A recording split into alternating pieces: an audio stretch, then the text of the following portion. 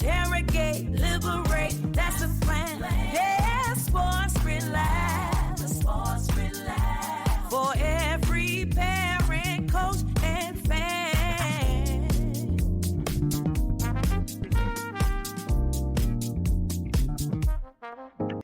Hello, everyone, and welcome back to the SportsCrit Lab podcast. I'm your host, Dr. Gyasmine George-Williams. The people call me Dr. G. And, well, I'm your sports crit cutie, your hood hippie. I am the brains and the beauty behind all things sports crit. My work lives the really cool intersection of race, power, labor, media, and activism. And well, around here, we don't just watch sports, we read them, we investigate them, we interrogate them, and well, we see and expose what the game has been hiding in plain sight. And this episode is brought to you by She Shed Media, the creative home of all things sports crit and the Sports Crit Collective, where scholarship, storytelling, and resistance meet to disrupt dominant narratives. And, well, we rewrite the game. Come on and step into the lab. Won't you join me? Ooh, all right. Okay, so welcome back, y'all. Today, I want to begin with a very simple question, but it's not an easy question, a simple one. What does it actually mean for sport to care? What does it actually mean? What are the key indicators that sports cares for athletes, for fans, for consumers? Think about that.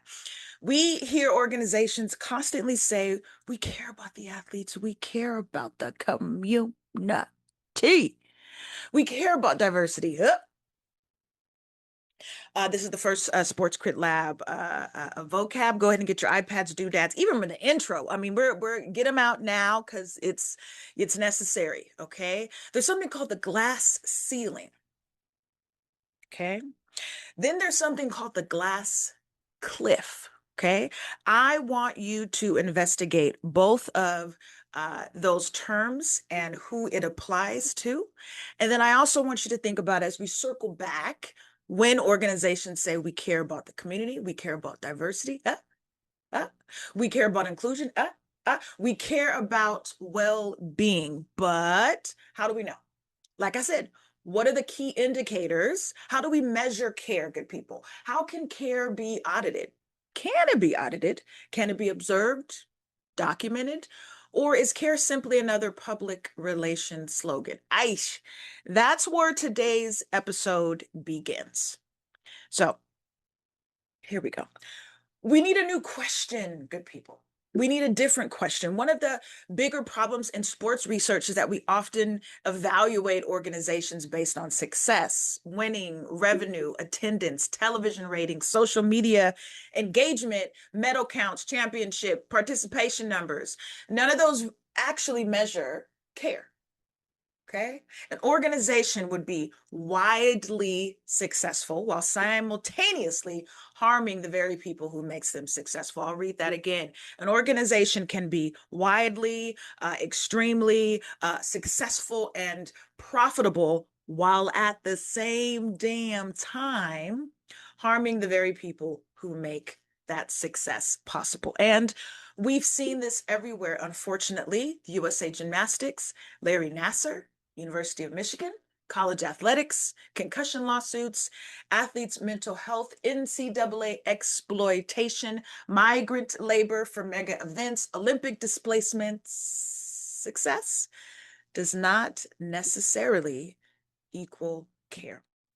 And so SportsCrit asked us to stop measuring institutions by performance. Instead, in the SportsCrit Lab, my SportsCrit Squalas, we ask whether an organization is creating conditions of care where people can flourish. All right, so let's get into the next segment of Dr. G, what the hell are you even talking about? What condition, where folks can flourish, what you're talking about. All right, go ahead and get your iPad, doodads, knick-knack, patty wax, okay? Get whatever you need. Get that SportsCrit composition book coming soon, or you could just get a regular composition book and then put a SportsCrit sticker on it. Just get your notes out, okay? And so I want to talk about what on earth are the conditions of care. Well, let's get into it. Um, I want to talk about the birth of conditions of care, and it simply was really just being a scholar and a lover of women's basketball, being a former organized organized ball player, playing in sports since I was about 4 or 5, particularly women's basketball. I was a freshman in high school when the WNBA launched. Okay. And now it's 30 years. Woo! I just gave away my age, but it don't matter because these cheekbones are priceless and timeless. You understand what I'm trying to say to you? What I mean is that to see Lisa Leslie, Rebecca Lobo, Cheryl Swoops, Cappy Pondexter, Cynthia Cooper, Shamika Holsclaw, Teresa Weatherspoon, to see them as a young whippersnapper, okay? We're gonna pull up the picture of old Dr. G, young Dr. G. It means and continues to do so so much for me to see the WNBA get the eyes, get the recognition, get the props, get the flowers that they deserve. And so as I'm happy that the WNBA is still a thing, right? There were many years, conversations from haters that the WNBA would not be in existence, right? Longer than X, Y, and Z, 5, 10 years. We going on 30. We going on 30. Okay. But what does that mean? How have we as a society, as the WNBA, as the NBA, how have you been measuring if y'all were successful? And so that's where the collective bargaining agreement, the WNBA collective bargaining agreement comes. Please go ahead and get and visit, not now, we're in session. But visit my episodes as I break down the WNBA collective bargaining agreement and how it is truly a public health intervention. So it's all a part of the SportsCrit Lab and an ecosystem. But I say that because there have been a large set of eyes, right? A new set of eyes that have been on the WNBA. And as I've been able to do more of a deep dive of what was the previous collective bargain agreement and what the ball players had before. One, it broke my heart, but two, it really talked about, is the WNBA really ready to provide conditions of care for their athletes so that they can thrive, not just from a monetary standpoint. I mean, we're breaking court attendance and fan attendance and ticket sales, and the Valkyries was first expansion team to make it to the playoffs and also sell out an arena. That's beautiful, but what types of care is the organization and the league providing these players? Simultaneously, once again, as a former ball player, you know, Dr. G's jump shot is still wet. I do need to stretch on Tuesday if you want to see me on a Friday. I also had the blessing and pleasure to go to the women's Final Four in Phoenix, Arizona this year. God! Shout out once again to Princess and Alex, our really good friends for pulling that off to get, they've been going for years and we came. So it was a beautiful experience, but also made me think about the conditions of care. Slips my mind exactly which stadium the men's Final Four participated in, but nonetheless, it was big enough that they had a couple like rock stars do halftime performances. And then, although there were 16,000 people in the arena, in the Phoenix Mercury Arena, where was the same level of pomp and circumstance? And it just had me starting to think about what are some conditions of care that have been lacking, but also have improved throughout the years in all of sports. But I focus specifically on the birthing of what the conditions of care framework is. So, backstory, buckle up, all right? As I continue to create assignments and projects and research on the conditions of care and on different, organizations, that is how it birthed from the collective bargaining agreement from the WNBA. So, conditions of care, here we go. Conditions of care are the policies, the relationships, the resources, the culture, and systems that allow people to thrive. Although my research, my scholarship, my lens focuses only on sports and athletic environments, you can take these measurements as I roll them out, as I roll the framework out, to your relationships, to friendships, to your workplace environment, to yourself. Are you creating a condition of care within yourself to thrive? Oh, that's some Maya Angelou type shit. Y'all know I did some spoken word poetry back in the day. I'm a wordsmith. Wordsmith. I want you to notice something as I talked about relationships, resources, cultures, and systems that allow people to thrive.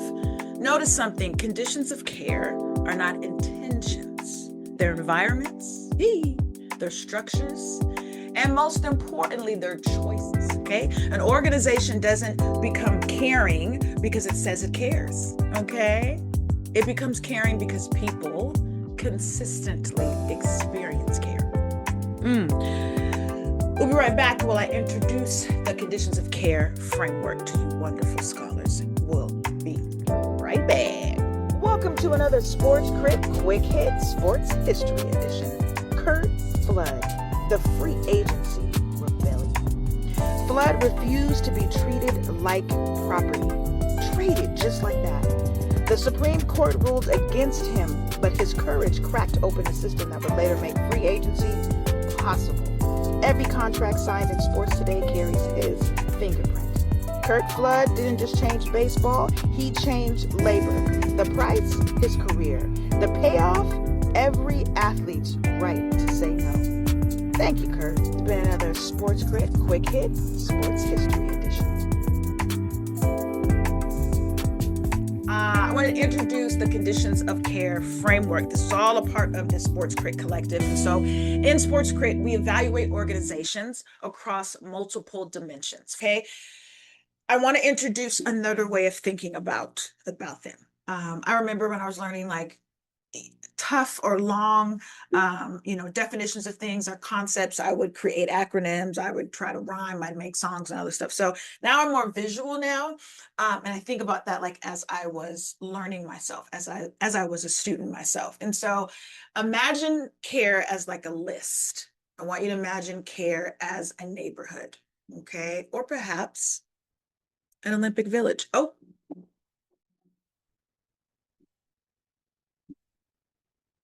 inside that village is what I call the 8 houses of care. Okay, maybe it's because everyone's watching Game of Thrones, House of Dragons, all then the house of, I'd be watching, I rewatch Pose and the house of, so that's where I'm at. That's where Dr. G's head is at in her creativity. Okay. The indicators tell us where care is. The houses help us where care should exist. Together, they create the conditions of care framework. Okay. All right. So let's do this as you're thinking. I don't know. I mean, my sports crit scholars in the wild, they could be creating, an Olympic, village, as it pertains to these houses. I don't know. Maybe you should take your iPads and doodads, knickknacks, and paddywhacks and start taking notes. So the first house in the conditions of care is health and medical care. Okay. Health and medical care. And so then let's think about the primary indicators that I talked about. What types of care, what should we be seeing, measuring, assessing in the health and medical care? Material care, structural care.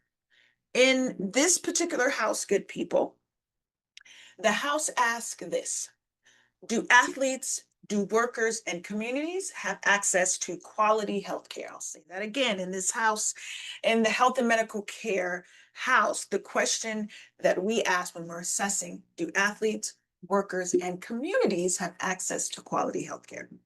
Preventative care, sport medicine, women's health service, emergency care, rehab, medical care, good people, as we're looking at it. I want you to think about your experiences too. And then as we broaden out to the SportsCrit Lab, we're looking at this from a sports and society critical lens. Medical care shouldn't begin only after someone is injured. And that is the difference. Oh yeah, when I hurt myself, they were there, great. But have they created conditions where conditioning, right? Where weightlifting, where nutrition, where these things can indicate preventative care so you don't break your ankle, that there is some sort of nutritional list, program, protocol so that you can stay healthy, your bones are healthy, right? So conditions of care ask whether health is built into the system from the very beginning. Health and medical care ask this question. They want to know whether health is built into the system from the very beginning, before the injury, okay? That is house one, good people, good people. Any questions, any questions? House two, mental health and recovery. Now, as we talk about the primary indicators that I aforementioned, in this house, this type of care that should reside is emotional and relational care. Okay. In the mental health and recovery house, the house asks, can people rest? Can they recover? Can they ask for help without fear? Oh my.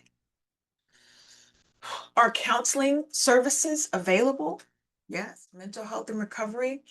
Are trauma-informed practices embedded into organizational culture? Does leadership even know what trauma-informed practices are? Okay. Are trauma-informed practices embedded into the culture? Is their culture embedded in the services, the care, right? The environment? Psychological safety is just as important as physical safety, right? So the house where your mind, that is to me, must be even healthier than your body, for athletes, because if you are struggling with your mental health, your body follows suit, right? And you cannot be the best that you can be if you are not emotionally healthy. So house two, mental health and recovery. Are you with me? Are you with me? The third house, right, in the neighborhood of care, right, in the conditions of care framework in the city, okay?